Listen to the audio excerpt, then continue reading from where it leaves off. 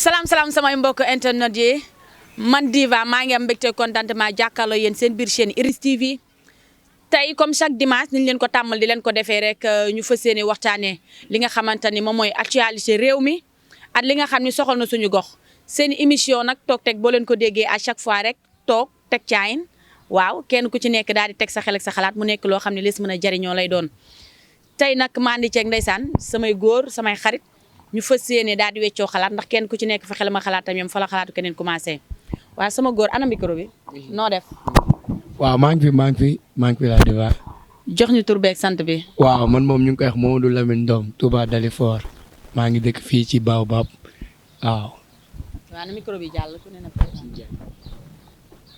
bisimilah. waaw soxna si ñu ngi leen di siyaaree ñëpp di leen jox seen wàccuwaay. kenn ku si ne. tur man moom ñu ngi koy wax Ismaïla Diagne. Touba Dalifort di kontaan lool si ndaj jotaay bi. merci beaucoup.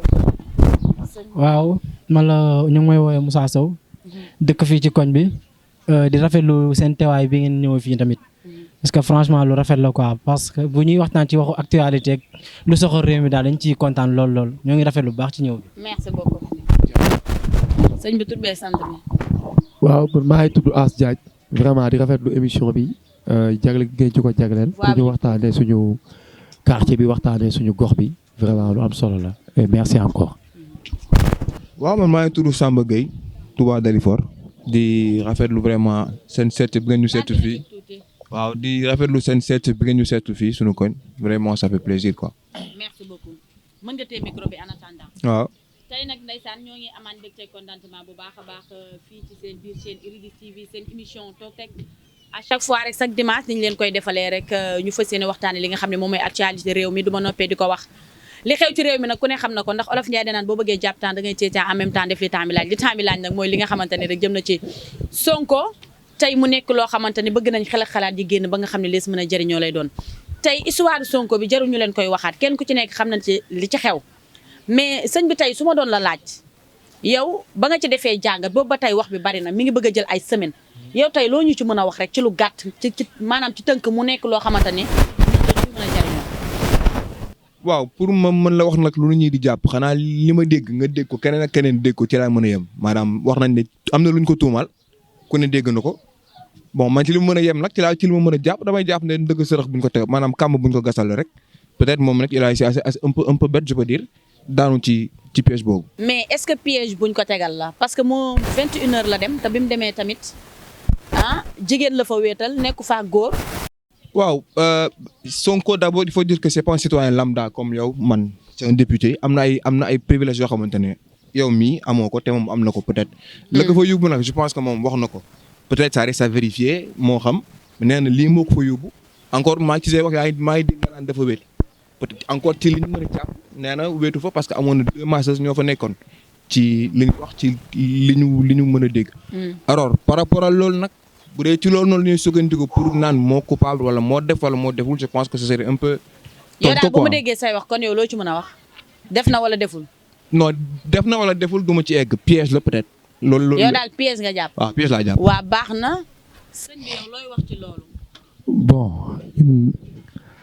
d'abord li ñu ciy wax mooy il faut ñu commencer fi histoire bi commencer quoi parce que ñun ñëpp ay sénégalais lañ. waaw mais je pense que histoire bi foofu la commencé. waaw mais Sonko non attends mais Sonko dafa nekk nit koo xam ne. kilifa moom. d'accord moo fi mujjee nekk kilifa. d'accord mais tey kilifa pour man da nga war a woote sa kër. d'accord macha allah ki lay maasa fekk la fa. d'accord mais sans autant que ngay dëgg sa tànk di dem. voilà loolu ko wax d'accord naa ci te man ci foofu sax laay rebondir parce que Sonko nekkatul comme ni ko Samba waxee nekkul benn citoyen lambda boo xamante ne mook benn as ñoo yem non Sonko dafa jiite ay nit moom même bu fekkee loolu la wax sax c'est juste daf ko wax pour se défendre parce que dem na fa ba pare idée wu dem na fa ñëpp xam nañ ne waru fa woon dem loolu lay justifier di tax mu dem fa mais Sonko il n'est pas un citoyen lambda parce que dafa jiite ay nit boo leen jiitee c'est parce que am na lu ñu leen ëppalee lu ñuy gis ci yow moo tax nit yooyu mën a booloo ñoom ñëpp pour topp sa ginnaaw voilà te ay nit nag boo leen jiitee da ngay rafetal ndax ñoom ci yow la ñuy xool voilà kon Sonko nit la koo xamante ne ni état bi boobu ba léegi mi ngi koy topp ndax moom lañ fi dese koo xamante ne ni mënoon nañ wéeru ci moom pour que démocratie Sénégal ni mu nekkee di daanu ci suuf di dugg ci kàmb moom bu ne aywa rek ñun ñëpp ñu ne aywa topp ci ginnaawam. kon yow gisoo ni Sénégal yi ñoom fi mu toll ñoo ngi ci démocratie. non démocratie moom amatu fi démocratie bi dafa wàcc carrément. parce que li fi am parce que boo xoolee ci image Karim Wade xool ci image Khalifa Sall ak ñeneen ñoo xamante ne nii bon mooy loolu leneen ngay wax fii amatul démocratie. non affaire Sonko bi li ma ci mën a wax mooy avant tout moom Sonko waru foon dem. waru foon dem parce que il n'est pas n'importe qui Sonko nit la boo xamante ne nit ñi ay nit dañoo topp ci ginnaaw waru foon dem. voilà et puis salon de massage yooyu ñuy dégg yëpp la plupart d'entre eux bon salon de massage la ñuy wax nii rek mais li lal ci ginnaaw ñun ñëpp xam nañ ko Sonko bu tawatee xam na fi mu war a fajoo. kon yow moom waru foon dem. waru foon dem bien sûr quand même. waa comme xel ak xalaat bu doy te kenn ku ci nekk sa xelam ak xalaatam yem fa la xalaat keneen commencé yow looy wax ci loolu. c'est vrai par rapport ak loolu soxna si Sonko moom peut-être que ñëpp rek ñooy bokk presque li ñuy wax mooy lan waru foon dem loolu moom c'est avéré même bu fay dem sax même buy dem mu dem foo xamante ni au moins foofu moo gën a maanaam foo xam ne moo gën a adéquat bu ñu nee Sonko fii la demoon kenn du fa wax leneen. mais bu ñu nee salle de massage Sonko dem na fa pour ñu masser ko 21h en plein couvre-feu loolu erreur la boo xamante ni def na ko te surtout li ñu wax Sonko nit la boo xamante ni dañ ko teg bët kon fépp fu muy jaar dafa war a leer mais li mu def dara leeru si te wax dëgg fa yàlla waru ko woon def beneen bi mooy li gars yi naan comme complot la ak du complot xam mënoo wax complot loolu mënoo du complot parce que Sonko moom moo jël propre initiative dem. kenn waxu ko Sonko demal moom moo demal boppam bi mu demalee boppam neen day faju bi mu nee day faju booy bi ne da koo violé donc foofu kenn mënu wax ne lii complot la wala du complot. mais yow ban jàngat nga ci am yow ban jàngat bi ma ci am mooy buñ ne yow mi responsable nga. buñ ne yow mi responsable foofu foo jaar dafa war a leer. loolu mooy sama mooy li nga xamante ni mooy sama jàngat foofu noonu waru foon dem loolu mooy jàngat bi. mais liñ naan complot la ci ginnaaw loolu dëgg la wala. mënu ma wax complot la. mënuma wax du complot parce que leeru ma xaw ma fu ñuy complot leeru ma nañ lenn moo ma leer Sonko dem na leer na ñëpp moom moo ko waxal boppam dem na mais kenn leeru ko ni Sonko ba xam def na liñ ko wax wala deful liñ ko wax kenn mënu ko wax foofu yàlla rek moo xam ak ñoom ñaar ñi ko seq. waaw kon yow yamal ci seq googu. voilà. waaw soxna si. waaw mbirum Sonko dafa doon loo xamante ne moom jamono ji moom Sénégal yëpp a ko déggandoo. waaw man nag maa ngi ciy def gëstu mais amaguma ci lu leer moo tax mënaguma ci wax dara comme li fu si gars yi yem rek man fa laas toll comme su ma xaatee day nduru répétition fu si gars yi yem laas toll moo tax man mënaguma si sox daal jàngat bu sam daal mooy gars yi tuumal nañ ko lii moom nee na defu ko gars yi ngi ciy gëstu man ni si gars yi gëstu noonu laa ciy gëstu lu ma ci xalaatoon loolu la si gars yi wax su ma waxaat day nduru lu gars yi lu ñëpp wax laay waxaat rek moo tax moom foofu moom waaw mais plainte bi ni bind nañ ko 22h 21h la fa dem 22h et quelque bind nañ plainte bi déposé ko ak oto bi ko jël loolu gisoo ci louche li tax ñu naan nguur gaañ ci ginnaaw wala dara. doy na waar daal comme ni ñëpp déggee ni doy na waar noonu laa ko déggee mais mënaguma ci xuus daal ndax amaguma ci lu ma leer. xam nga at yow li nga dégg lépp nga am léegi mu def 1 mois li nga ci dégg lépp amagoo ci dara lu la leer. waaw fànn boobu moom xëy na xuusuma fa bu baax si mbirum Sonko moom dama siy dégg nii rek mais xuusaguma ci bu baax waaw. yooyu yëpp ay dégg-dégg la rek ay dégg-dégg la rek. waaw waxal. c'est-à-dire mbiru Sonko moom pour man wax dëgg fa yàlla moom coow li yëpp man pour man moo koy indil boppam. parce que Sonko bu toogoon fu mu waroon toog gëm amaana na lii yëpp du ci am te en plus moom wax na ne moom gars yi bëggoon nañ ko piéger mais man tey jii du ma gis ñu ma bëgg a piéger ba pare ma dem di jaar foofu noonu ngir may ñëw ñi may piéger am ndam man du ma ko def quoi mais tey jii moom waroon na toog bañ a dem ci affaire yooyu noonu quoi balaa ñu koy tuumaal. xëy na tamit xam nga parfois moom sa nafsu moom boo ko toppee moom moo lay yóbbu ci waaw xale la waaw mais am na jabar boo nekkee xale tamit am jabar man pour man yooyu warul la kii quoi franchement. xale la non xale la dama koy bañ ay xale la dama koy bañ Sonko c'est un responsable suñu dëkk la bëgg a yor ay affaire de xale la loolu amu ci suñu dëkk la bëgg a yor président loolu du ay caaxaan. waaw mais xale la. maire xoolal non attends wuy ma maire bii nii waxuma la maire mais président association boo ko bëggee nekk da ngay am nooy mel. dëgg la waxuma laa nag président du xale. Sonko c'est un responsable dafa am foo xamante ni war na fa dem am na foo xam ne waru fa dem loolu amul sax ma dem te ñëw waxuma la Sonko mais am na ñoo xamante ni comme kii am na benn posture boo xam bu ko amee léegi rek ci koñ rek sax am na foo am rus na fa teg tànkam. waaw mais man xam nga la moo ma jaaxal taxawaay bi nga xamante ni non mën ngeen di diisoo ay kàddu mais man li ma jaaxal mooy tey Sonko moom dafa def lu doy waar loo xam ne musul am ci réew mi ndax identifier Sénégal ku ko xam-xam réewum teraanga réewum jàmm mais ñu yàgg a dégg Sonko nangam nii nit histoire na nii tey problème bi am mu ne ñëw leen ñu xeex te moom kenn gisu ko kenn gisu lu takk ci moom. foofu il fallait mooy. non déedéet. dama ci d'accord. mais moom lu tax ngeen ñu xeex. am loolu question la boo xam ne yéen a dama ci d'accord attends voilà non dama ci d'accord. non man sax soyons clair attends soyons clair parce que Sonko ba muy wax sax dëgg la dafa def jeu de mots parce que Sénégal ñun noonu lañu suñu leader yi di naxee ba ci ki fi jiite réew mi sax noonu la ñuy naxee day indi texte yoo xam ne français yu ko neex lay utiliser ñun ñuy cherche sa lan la ci jublu mais ku dul dof xam di nga xam ne lii la bëgg a wax Sonko ba muy wax ñu soyons direct discours bi dafa woote ne génn leen ñu kaas xam nga mais man nag dama ci ànd ak moom xam nga tax dama ci ànd ak moom dëgg la d'après bu ñu tegee ne waru fa woon dem dañuy teg ne waru fa woon dem d'accord waru fa woon dem mais nag dem na fa ba pare li am na dafa juum mais n'empêche ñu ñëpp xam nañ ne ni ñu monté coup bi ni ko gars yi expliqué ne nii la demee femme bi nii femme bi nee masseuse bi nee na maam loolu da ngay xam ne coup monté la juste dans le but maam pour éliminer adversaire boo xamante ne fu mu toll nii moom moo fi des pour défendre nu loolu nag lañ dul d'accord moo tax il faut mu woote il faut ñu wàcc parce que bu ñu kiwee rek. gis nga Sonko foofu wuy ma Sonko foofu lim def tegu ko fenn gis nga Sonko comme ni ko Samba waxee nekkul situation boo xam ne lambda la nii am na lu ko may asaka mu bañ a dem wuy ji convocation bi n'est-ce pas am na ko comme moom nee na comme attends duñ ko gis policier lan moo leen fa yóbbu lan moo leen yóbbu foofu loolu nga njëkk a laaj lan moo leen fa yóbbu lan maam état moo garaaw nu muy doxalee ay mbiram état day teg di teg brique sur brique la état di teg. yaa ngi toj brique yooyu dafa toj. waa léegi yow lu tax mu juum. xam nga tax benn dafa am ci amalgame boo xamante ne gars yi ñu ngi ñu ciy dugal.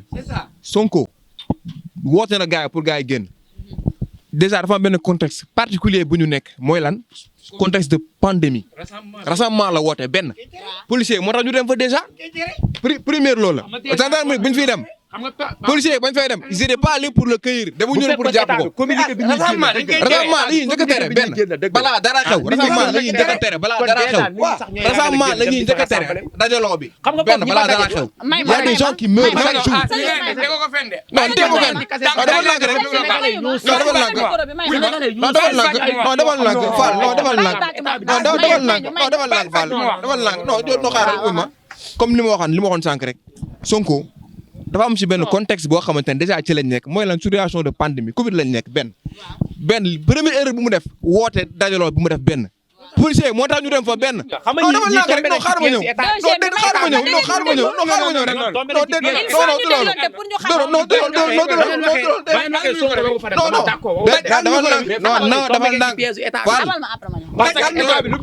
gis nga soxna si gis nga as mi li muy wax nii moom moo tombé ci piège Sonko. yéen a tombé yéen ci piège yi. non attends yow yaa tombé ci piège Sonko parce que boo xoolee xaaral rek. parce que waaw da ngay déglu d'accord doo Sonko d'accord naa doo Sonko d'accord mais gis nga fii dañuy wax li nga xam te ni moo logique la ñuy wax li nga xam ci lañ mën a sukkandiku mooy lan période pandémie lañ nekk rassemblement dañ koy tere policiers yi am nañ plein droit dem tas rassemblement neel benn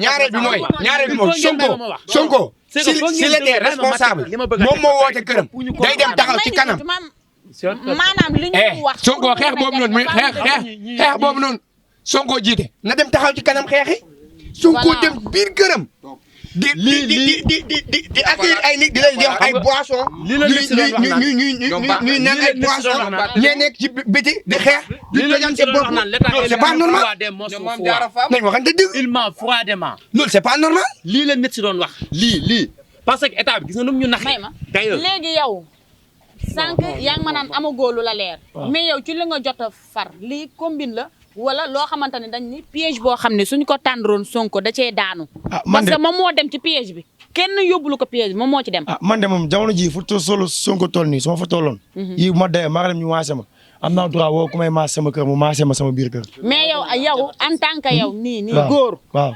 yow est-ce que yow tey yow sa fit may na la nga dem maase wujj at yow. xam nga tey dégg ci coow maase xam nga tey fu ñu toll nii maa ngi Sonko bokkuñu taxawaay si dëkk bi man sama fit mun na ma ko may mais moom fu mu toll fitam waru ko mun a may ndax moom su ma juul mooy gënoon ne boo xam ne ñu ngi koy fexe bu ne ñu ngi koy jéem a fexeel kon nag foofu boo fa tollee am yoo xam ne. xam nga fu may waxee. waaw yow tey. waaw en tant que góor mën nga dem salle de massage pexe jigéen.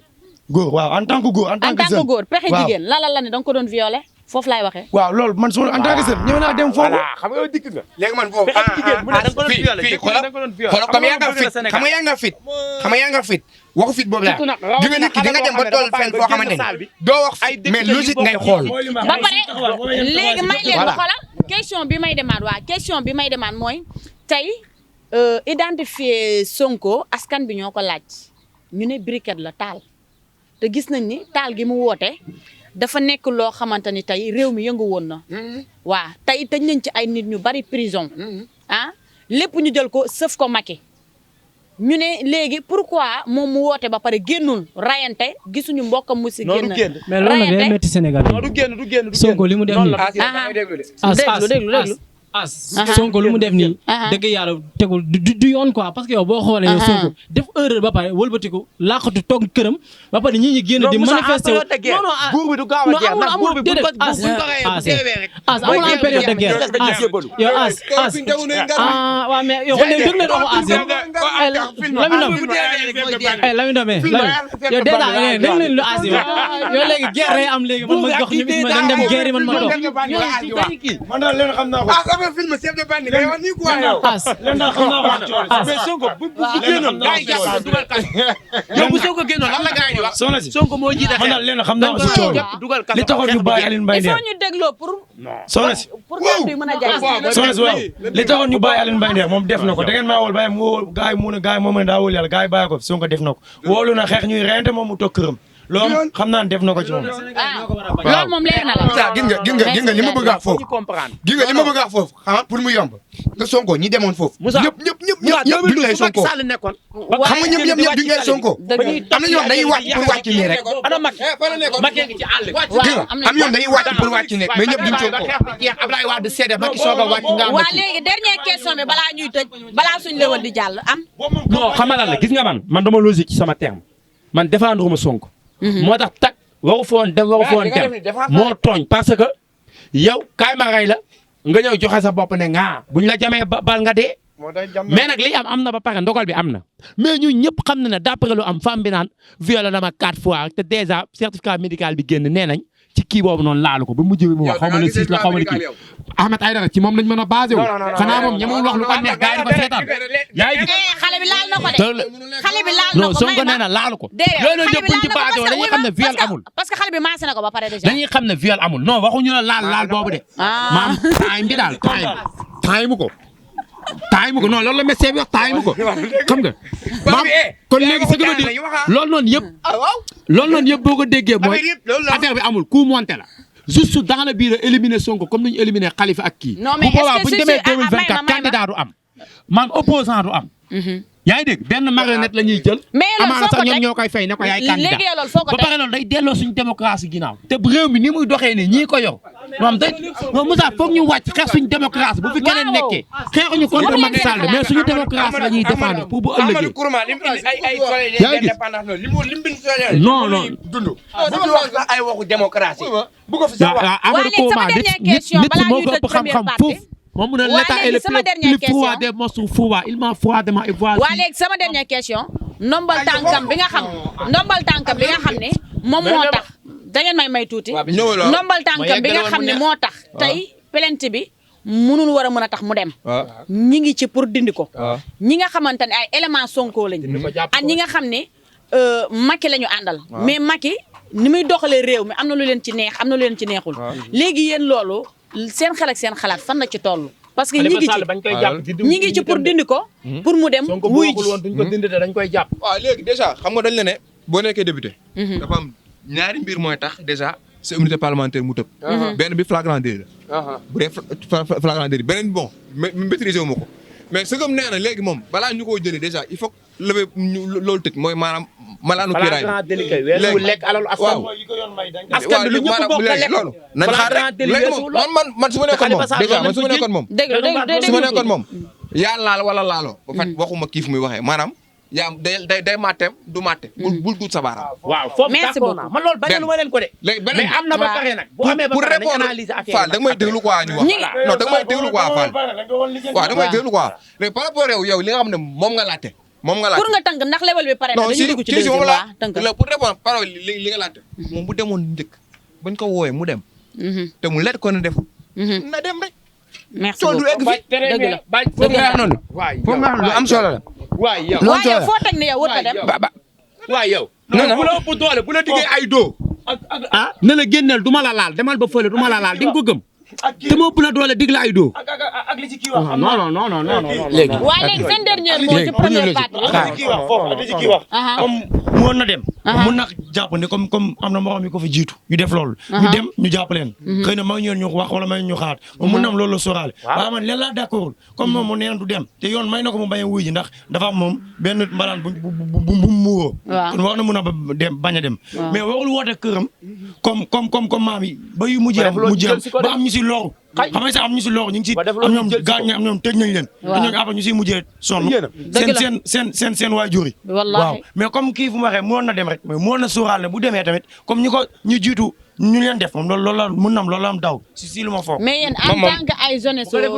xaaral gis nga kii li ma ne fi ma bëggee tëjee rek mooy tey waa seen dernier mot tey bu bëggaatoon woote askan wi ni kat ñu ngi koy dem di ko téye wala woo nañ ko tribunal ñu nar a taalaat dëkk bi yéen noo leen di def. non. gis nga fii waxul taal dëkk gis nga non attends. gis nga taal dëkk Sonko. non kenn dara lu ma dem si town bi man di taale suma live du ma ko def. merci beaucoup non du kenn man même li muy wax si na yóbbu ay médecin am moom ay médecin wu boppam. ay médecin wu boppam na ko yóbbu. médecin yi defal ko test bi. toogu analyse yi toog ci kanamu machine yi. ba keroog moom mu équipé médecin yëpp. toog ba keroog résultat yi di génn médecin yi gisal ko boppam. mais mënta ñàkk a dem moom parce que sinon tamit peut-être femme bi xamul ndax moo am dëgg wala amul dëgg yooyu yëpp. dernier mot soxna si pour tënk soxna si pour tënk. gis nga jeunesse bi léegi dañoo yeewu de. jeunesse bi léegi kenn du leen raylu ci mbedd bi nii. ay diw def na ni ñu dem ci wàcc ci àll bi di xeex ak gars yi duñ xeexalati kenn. seen carte yi ñooy seen xeex. te xam nga la pour wax ji jeex. gis nga Sonko li mu def ni erreur la man du ma la préparer. te erreur mënut a romb erreur. jeex na man loolu laa gis.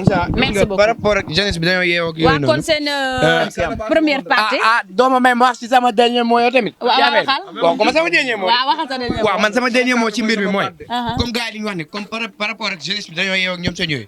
genre dem xeex kenn bañu ko.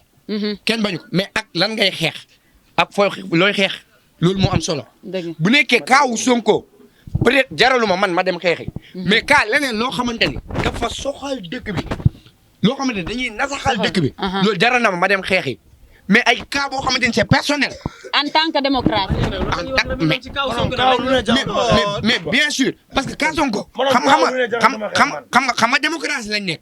ku nekk am nga droit nga wax sa loo neex ci instant bi nag démocratie bi instant bi buñ ci tëddul. mais am nañ droit ñu xeex. pour démocratie boobu kii. dëgg la jërëjëf. léegi yow sa dernier mot jëla gaañu tënk jeex na. sama dernier mot mooy. waaw. sénégalais yi nañ muus. nguur gi tamit na jéem a moytu sénégalais yi muy jéem a nax te xam ne mënu leen manipuler. mi ngi pousse sénégalais yi ci miir bi rek. nit nag boo ko poussé ci miir bi ba mu sës. bu sësee mënatul lu dul dellu sa kaw. te lu mel noonu mooy commencé feeñ.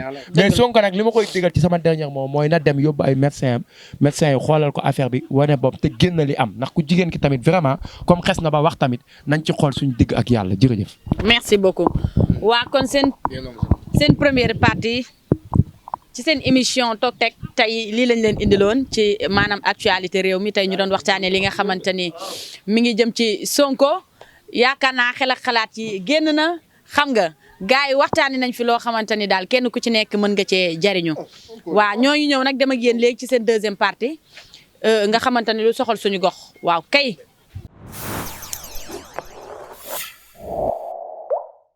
ñooñu seen deuxième partie fii ci biir RIS TV seen émission Tok Tek tey comme jàll nañ première partie ñoo ngi ci deuxième partie nii ñu fas yéene waxtaanee li nga xamante ni rek moom moo soxal suñu gox fi ñu toog nii di Dalifort gox bu ñuy wax Baobab tey nag Baobab ak association bi nga xamante ni ñoom ñoo nekk ci biir Baobab tey ma fas yéene waxtaan ak ñoom association bi fu mu jógee fu mu toll fan la war a mën a jëm at njariñu Baobab lan la at turu association à chaque fois bu ñu koy dégg bale set setal rek lañ koy xamee. mais tey loolu yéen ko mën a leeral ndax tunguli du teew ñuy nataal sëñ bi lan mooy turu Baobab fu mu jógee ana micro bi. waaw sa invité bu bees bi la. invité bu bees bi après naa ko présenté. waaw salaamaaleykum dañuy am mbégte bu baax a baax ci wax ci nuyoo woon nga koñ bi waaw. turu koñ bi waaw nuyoo moom xam nga salaamaaleykum ñaan la rek yàlla ngeen am jàmm du doy. waaw am Baobab boo xoolee. fii mën nañu Dalifort fii la commencé. ndax ki ñuy wax ne moo taxawal Dalifort di Demba Diop. fii la dëkkoon Baobab fii la dëkkoon. en plus lu indi turu Baobab bi mooy fii ci garage bi fii. moo amoon benn turu guy bu mag. bu njëkk sax guy gi la mais xam nga dañoo jàngi nasaraan ba léegi mu yàq ñu naan Baobab. moo amoon fii kii daal guy gu mag fii. ci biir garage bi fii. daanaka dañ fa doon fawee histoire la woon daal. fii tamit nekkoon route principale boo xam ne moom dong moo amoon ci Dalifort mooy tali bi génnee fii de moo demoon ba croisement Cambérène jamono yi fa station bi di nekk. tali boobu tamit moom moo tuddoon Ridis. loolu moo tax quartier bi am ñaari tur ñi naan Baobab ñi naan Ridis. kon loolu moo indi histoire ñaari tur yi daal. kii moom fii la juddoo yaroo fi màggee fi ñoom ñooñu. suñuy mag la ñoom ñooñu gën a xam. waaw pour nga tënk rek. waaw pour mu tënk mooy Baobab boo xoolee fii presque mooy cosaanu Dalifort. lépp fii la jiitoo. koñ bi presque moo jiitu ci Dalifort koñ bi ni ngay gis ni. moo jur yeneen gox yi nekk ci kanamam fii. ñu ko dalee ay sànceeg yu ñuy wax ak ay yeneen koñ daal yëpp fii la commencé daal. léegi li waral Baobab bi mooy as wax na ko mooy guy moo taxoon ñu tuddee ko Baobab. guy ñëpp xam nañ ko mooy ci olof. looloo waral Baobab moo jiitu ci Dalifort daal. pour wax la daal fii mooy cosaanu Dalifort moo ëmb lépp. waa léegi ci biir Baobab boobu yéen ngeen créé ci benn association. créé nañ ci association créé nañ ci équipe football créé nañ ci lu bari. waa léegi loolu yéen ban yokkutee ngeen ci am ndax wala yéen a ngi liggéey ak mairie bi wala yéen a ngi politique wala yéen. association bi ngeen def tuddee ko Baobab kenn gis na ci loo xam ne war na leen cee war a mën a ñee ba ñëw ci at ban yokkute ngeen ci am ba ngeen ci nekkee ba tey ñaata at. non ban ci nekkee léegi moom dëgg yàlla yàgg na trop sax. macha allah déggoo ma ne la moo jiitu moo jur. association bi. non association bi tamit dafa yàgg te association bi tamit wax dëgg fa yàlla association bu nangoo liggéey la association bu yaatu la. waa léegi association bi fu mu jógee ci seeni papa wala yéen a ñëw créé ko wala lan. suñuy mag ñoo koy créé. booy tamit ñëw jël ko yëkkati ko affaire yi dox ba léegi ba ay yeneen xale yi ngi ci biir di gën a doxal affaire boobu noonu association bi du association bu ndaw. waa léegi da ngay répondre samay question ndax yéen a ngi liggéey ak mairie bi. waaw gars yi ngi liggéey ak mairie bi bu baax a baax. léegi association ñëpp xam nañu day liggéey ak mairie. waaw léegi yéen ban yokkute yéen ngeen ci am. waaw ñu ngi ciy gis suñu bopp bu baax parce que ay xale yi ci nekk yoo xamante ne wax dëgg fi yàlla bëgg nañ liggéey gis nañ ci yokkute boo xamante ne franchement mairie bi ñu ngi ci def seen loxo ñoom tamit bàyyiwuñ seen bopp benn yoon aussi tamit ñu ngi ciy liggéey bu baax gis nañ ci daal yokkute bu baax a baax a baax te ñu ngi ciy ñaan mu dem kanam. amiin waaw. joxal ma sama gan googu mu présenté waaw tur beeg sant bi. asalaamaaleykum waaw sama mbokk maa ngi tudd Jacques Lazare da Costa. waaw dëkk si koñ bi. waaw. waa di wax ne nag comme li ma posé question rek moom mooy yow tey association ban yokkute nga ci gis. waaw am na yokkute bu baax. ndax damay au niveau Dalifort commune bi quoi. ñëpp xam nañ ak lu ñu liggéey.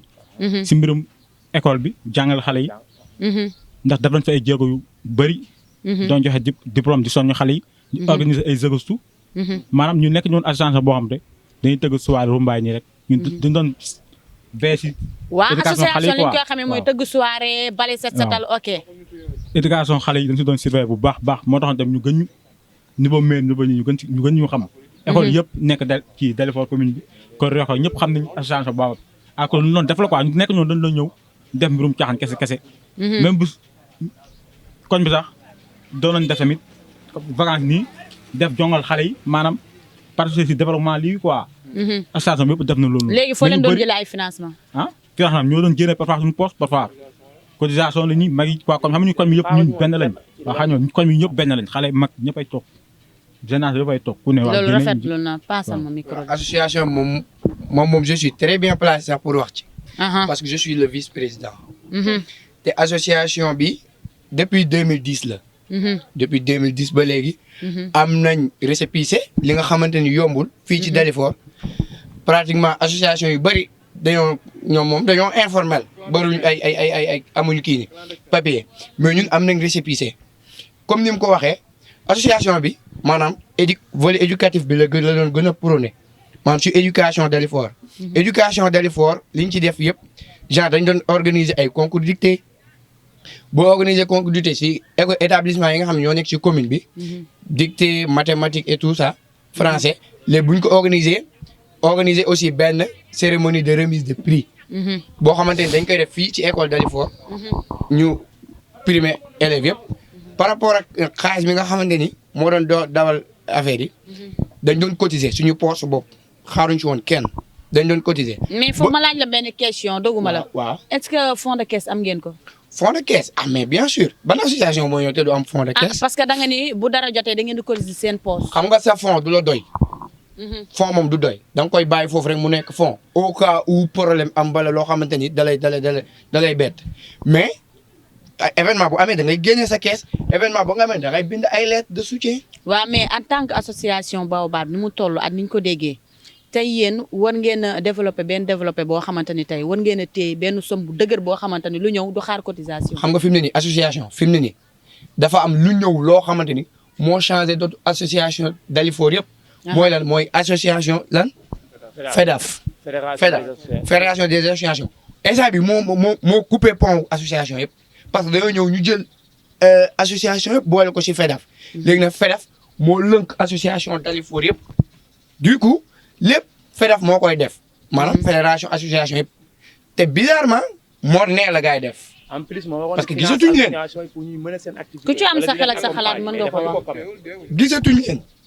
ñun xamuñ yan activité la FEDAF def. FEDAF mënu fi def xaw ma ñaata at. benn autorité duggul Dalifort boo xamante ni FEDAF ñoo ko fi indi. benn autorité boo xamante ni xam nañ ko. léegi yéen lu tax manifesté woo leen def seeni vidéo partagé ko ba ñu ci war a jot ci. non gis nga dans cette vie di nga toll benn moment boo xamante ni doo attardé wu ci yenn choses yi.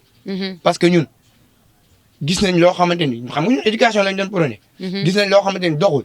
finalement mujj nañ jël benn ñu ngi continuer du dund parce que beneen volet lañ def organiser benn mouvement. bu tudd éducation pour tous. éducation pour tous la tudd. mouvement bi judd na am na siège. fii Dalifort a nekk. mouvement bi ren ji may na 150 personnes des bourses d'études. 150 personnes.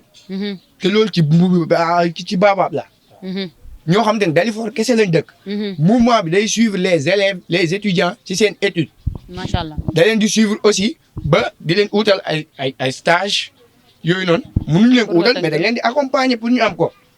ci des choses yoo xamante ne Dalifort da ko soxla. ñun Baobab ñu ngi ciy yëngu. dëgg la. te incha allah soxla nañ bëgg nañ def lu raw loolu. incha allah rabbi. voilà association mi ngi dund ba léegi. waaw kon ñu am ci mi ngi dund googu. ok yow ma posé la question tey association mi ngi politique wala politique. association Baobab moom ku ne xam na ne musuñu dox ci politique. lu tax loolu. voilà non parce que association bi dafa woote woon ci ne duñu politique ndax ñun association bi Baobab koñ la boo xamante ne nekkul ay nit ñooy xalaat rek ñëw def ko ñun dañoo amoon ay mag yu sell. doon toog seen biir ñoom ñoo amoon xalaatu def association. Baobab moo nekk association boo xam ne wala koñ boo xam ne boo fi ñëwee doo fekk taxawaalu ko amul Baobab ñi fi nekk ñëpp ci seen atelier yi ñuy liggéeyee ay patron lañ fa wala ay apprenti yu ràññeeku seen atelier. ñi liggéeyul. ñi doon jàng amoon fulla lool. bokkoon ci meilleur élève Dalifort yi. loolu dañ demoon ba meilleur Dalifort bi ngay laaj ndax ñu ngi liggéey ak ñoom ñu xam ko grand yooyu ñoo taxawaloon association yi. bañ demee ba 2010 ñu xam ne ñoom kat seeni at mu ngi bëgg a dem si lañ ñu woowee jox ñu association bi ñu ne tam ñuy doxal xam ne mënuñu dox ci informel ci la ñu doxee uti récépissé bu wër kën moo tax foofu tamit maa ngi lancé appel mairie bi mu xam ne Baobab dafa am récépissé kon bootu ci FEDAF nga xamante ne nii dem nañ ba sax sentiratuñ ko warul mën a rey récépissé baobab ak ay activité baobab te baobab mi ngi existé ba léegi. mi ngi existé ba léegi. waaw kon foofu ñu ngi ciy lancé appel mairie est-ce que du li ngeen ne ñàkk politique tamit waralu ko. non ñàkk politique comme non ñun politique parce que association bi mënut a politique. association baobab dafa am ouverture boo xamante ne ñëpp lay woo mais seulement que nag nit ñi kenn ku si nekk yaa moom sa bopp. en dehors de l'association. tu mènes ta propre vie. foofu ki la neexee nga politique. voilà ki la neexee nga bañ a politique. association bi voilà am na ñoom ñu ngi politique. mais les personnes peuvent être politiques. am ñoom politique wuñ instant bi. dëgg la Lamine mi politiqueul. keneen ak keneen politiqueul. yow da ngay politique yow. non man politiku ma. amaana nag fii ci kanam mais day nekk maire. amaana fii ci kanam mën nga ma gis may politique mais dama ne politique guma politique guma mais amaana fii ci kanam mën nga ma gis ma wàcc sur le terrain mais politique guma te boobu ba léegi maa ngi resté sama lancé. fii ci kanam bëgg nga politique lan moo tax nga bëgg a politique ak fii ci kanam. non fii ci parce que li may gis neexuma dañoo jël suñuy mbir dénk ko ay nit yoo xamante ne nii ñoom dañ ko xëcc woon bëgg ko ñu amoon ci ñoom njortu bu rafet na buñ ko jëlee dinañ ko doxal. waaye doxaluñ ko yóbbuwuñ ko fenn te léeg-léeg dañ ciy jëf di ci doxalin boo xamante ne nii en retour ñun sax amaana duñ neex te pourtant suñu yëf lañ yor. dafa mel ne Sénégal ak ni ñuy joxañee Macky Sall ci yenn jëfam yoo xamante ne neexul Sénégalais yi. ñii tamit noonu la ñuy def la même chose. waaw léegi yamal ci la même chose. voilà am na solo alal bàcc après ma ñu wax li as war a nekk maire. voilà waa léegi man moom question bi ma lay setal bi kañ ak kañ ngeen koy def. set setal déjà xam nga pour mbir mu set déjà soxloolu nga koy programme dañuy toog bu ñu sentiree ne instant bi c'est le moment est opportun pour ñu set setal dañ koy def xaaruñu si kenn. waa léegi yéen lu tax jàppoo leen ay jours yoo xamante ne ngeen wooteeg ñàkk a woote nit ñi dinañ xam ne kat association Baobab tey dañoo war a génn set setal. su ma fàttalee ko dans le passé nguur bi si boppam doolu na fi benn initiative moo nekkoon lan chaque premier xaw ma lan du lan est-ce que ça aboutit te ku toll ni nguur moo woote lool mënuñu ko ñun buñ ko soxlaa on parvient à seetal koñ bi sans bruit taru ñu taal caméra daal l'essentiel puisque koñ bi ñun suñu koñ la déjà comme ni ko kii waxee ba mais si sama beneen question loolu jar na ngeen taal ay caméra pour mën a influencer yeneen quartier. non soxla ñun ñuy influencer kenn parce que ndax yéen tamit yéen a ngi dugg ci koñ yi di wax ak nit ñi ñu ñëw gën a dollee ko ci jabootu association Baobab comme ni xam naa da ngaa déggul li la ñuy wax Baobab histoire la avant histoire maanaam ñun lépp lu ñu def déjà macha allah ñu ngi sant yàlla ba ñeneen ñi dañuy copier par rapport ak ñun li ñuy def moo tax ñun bu jotee comme ñu ko waxee ñun fii la en fait chaîne la en fait maanaam suñuy mag ñoo lañ doon jëfee ñu topp ba ñun ñii maanaam bu ñu bëggee def dara soxlawul sax dañuy toog nii maanaam benn groupe bu ndaw comme mën na nekk suñu mag yi comme kii ak ñii ak kii parce que ñoom ñooñu féete mag buñ toogee tënk ko ñoom ñett il suffit que le lendemain message bi jot ku ne jot koñ bi ñëppay génn li ñu war a def dañ koy def vite fait soxla ñuy taal caméra. lu ma naqari nag vraiment pour moo ko yaakaaruma ko daal mais daal li mu si metti mooy lenn la waaw li mu si metti lenn la mooy FEDAF bi ñu jël teg ko fi ne jàpp ne moom moo war a coiffer association yëpp te gisuñu lenn de manière concrète lu muy indi association ñun moom fu mu toll nii ñu ngi fonctionner ci suñu propre chef yaakaar xaaruñu FEDAF ci dara waaw. ok kàddu yi rafet na vraiment. léegi balaa may dem feneen dama wax par rapport ak li nga xamante ni mooy li nga doon wax par rapport ak seetal yeeg ñoom seen yooyu boo xoolee instant bi ak période bi ñu nekk Covid bi dafa chamboulé lépp activité yëpp la chamboulé bien vrai que instant bi sax lañ waroon gën a def loolu mais fii ñu toll nii les gens maanaam dañoo nekk di si yeneen préoccupation yoo xamante ni ñoo gën a essentiel nekk fii di seetal et tout.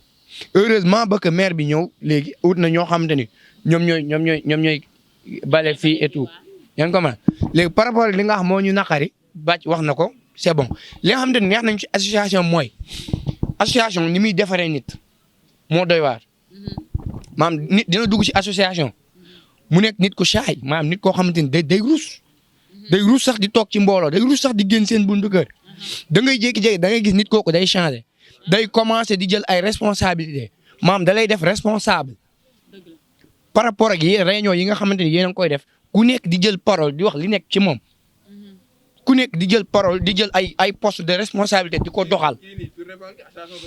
association moo ko defar mi ngi nii neen day nekk maire association moo ko defar as mi as mi bu taxawee ne day nekk maire association moo tax te dafa war a nekk maire xam nga mu war a nekk maire as je le connais très bien li nga xamante ni dafa soxal Dalifort as mi da ciy dox chaque jour te xaaru ci dara kon kii boo ko defee boo ko joxee maire da koy doxal. dëgg la. da koy doxal te incha allah. mais yow tey boo doon nekk maire yow koy jàppale. boppam non bu jotee rek man moom ku fi nekkal Dalifort di bëgg a boo doon nekk maire koy jàppale moom question boobu moom. vraiment. ah comme ni gars yi nekkee fii ay man maire la comme maire comme exemple li xew assemblée nationale. ay maire Macky Sall doxuñu si yooyu. gis nga Dalifort ñun Dalifort moo ñu soxal. Dalifort rek ñu soxal ñun Dalifort fii leen juddoo màggee fi yaroo fi lépp lu Dalifort soxla ñun xam nañ ko lépp lu Dalifort soxla la xam nañ ko. te buñ taxee Lamine balaa ngay ko et pour preuve ndax bu waxee dañ naan caméra yi moo ko tiim ñun ba ñuy organiser fii suñuy concours dictée ak yooyu ah di yor ay prix di ko joxe. suñu booy koñ bokkoon nañ ci meilleurs élèves yi. mais ñoom lañ doon gën a néewlal li ñu leen di jox sax ndax ñoom peut-être dañ doon nekk ak ñoom di leen encourager ñeneen ñi lañ doon gën a privilégié. maanaam tey jii tamit bañ demee ba EPT bi génn judd ci biir Baobab di fonctionner ak récépissé Baobab bañ tollee ci joxe bourse waa RIDI sax ñi si bénéficié wu bëriwul ñi nekk ci feneen ñoo ko gën a bénéficié wu. moo tax Baobab ñëpp la Baobab Dalifort la ñu ngi woo tamit ñëpp ci mouvement EPT bi ñu ñëw jàpp wàllum xaalis yi moo ko gérer. moo doon ñëw wàllu xaalis bi Baobab nañu wax. jëlal waaye sax waxal nag. waaye léegi pour dernier mot ngeen tëj fi ngeen bëgg ndeysaan mu dem fa ak seen yokkute daal pour tëj. waaw tëj leen. waaw asas bi Baobab bëgg nañ mu jëm fu sori ñëpp di ko dégg partout Sénégal quoi du ma ne xam nga commune bi tax a jóg ñu naan béy sa wey tànk. waaw commune bi lañ bëggoon doon liggéeyal. mais dama bëgg romb commune bi. ba dugg international ñëpp xam ñu. loolu lañ bëgg quoi suñu mbébét. merci. ok sëñ bi sa dernier mot. en tout cas daal li may wax ci association bi. gëm naa ne dina dem fu sori quoi parce que booy dañoo pare pour liggéey. boo ko xoolee ci seen kanam rek da nga xam ne ñii dañoo pare pour liggéey. gëm naa ni dina dem fu sori quoi. te buñ ci ànd ak ñaan dina dem fu sori incha allah rabbi sa dernier mot. man maa ngi mujjee tëj. yaa mujjee tëj. waaw gars yi ñoo wax ma waxal leen ko. ñuy rendre hommage Idrissa Diallo bi nga xamante ne tamit moo nekkoon maire Dalifort liggéey fi lu rafet. accompagner tamit association Baobab dëgg la xaaruñu woon kenn ci lenn. waaye moom lu ñu mësaan a def même buñ ko invité wul sax mooy ñëwal boppam def ci alalam tamit. te demoon na ba fu mu taxaw da doon wax sax. di jox gars yi exemple Baobab. kon moom itamit kenn la koo xamante ne vraiment Baobab mi ngi koy ñaanal fële mu ñu jiitu yàlla na ko fa yàlla dolli leer daal. di ñaanal ki bees ki tamit yàlla oyofal yen bi. ba yéene gi mu am ci commune bi mu yeggali ko daal. jërëjëf. waaw ñun xanaa di bon du ma jaaraat ci as wax. xanaa di rafetlu seen teewaay fii vraiment ñun ñu ngi saluer initiative bi parce que vraiment. jekk na ay ndaw comme suñuy morom. di jël genre initiative yi di xam lan moo xew ci town bi lan moo xew ci dëkk bi ñu waxtaanee ko. nous avons notre mot à dire quoi parce que c'est pas parce que xoolal exemple rek extrapolé wu ma mais xoolal toll ni assemblée nationale les jeunes n'y sont pas représentés même ci 1% loolu du yoon. du yoon moos. on a notre mot à dire du town bi. alors merci par rapport dëggantaan merci beaucoup. waaw man moom xam naa di nga ma xaw a may tuuti. parce que temps bi ñu ko mayoon nag. non parce que man moom wax dëgg fa yàlla. waaw il faut ma wax yooyu yenn yoo xamante ni. peut-être du ñu am occasion wax ko fépp. donc fii lañ ko mën a jaarale. pour mu law. léegi foofu li ma ci bëgg a wax mooy. premièrement dañuy commencer ci association bi. li nga xamante ni moom nga mujjee wax. association bi bëgg nañ mu dem fu sori comme ni ko Zak waxee. loolu noonu dañoo bëgg a inciter aussi aux gens ci yeneen communes yi wax leen ni développement maanaam sa local nga koy commencer pour mu mën a law. Sénégal boo bëggee développer dañ ñun waruñ ci xaar kenn dañ koy commencer suñu biir kër yi. mu génn ci mbedd mi màgg dem terrain ba law ba faw dem ci commune bi après mu mën a dem. par rapport ak loolu nag dañu bëgg a tam inciter tamit gouvernement bi ak ñëpp ñu gëstu association yi bu baax. xam ni xaaruñ kenn si leen waaye tam ku leen jàppale ñu jël. parce que boo xoolee suñu mouvement bi nga xamante ni moom lañ teg muy éducation pour tous mouvement boobu day prôner éducation maanaam il faut que mu booster ko parce que Dalifort amuñu dara loo xamante ni mën na inciter suñu jeunes yi. ñu dem par rapport ak éducation bi. loolu noonu ñu bugg ngeen jàpp ci bu baax a baax xam ni aussi tamit seen liggéey la yéen ñi nga xamante ni yéenay journalistes yi gërëm nañ leen sant nañ leen et vraiment kontaan nañ si ñëw bii ngeen fi ñëw bëggee nañ leen bu baax a baax a baax. waa mbokk yi tey li lañ leen indiloon ci seen émission Tok Tek tey ñu àndoon ceeg ndeysaan sama góor yu ñaaw lii nga xamante ni kenn ku ci nekk génn nga sa xel ak sa xalaat ba nga xam ne lees mën a jëriñoo la suñu gox fii ci Dalifort quartier bu ñu wax Baobab kon nag di leen jox rendez-vous prochaine dimanche incha allahu rabbi seen biir chaîne Iris TV ñu àndi ceeg Diva seen émission Tok Tek incha allahu rabbi allez bye.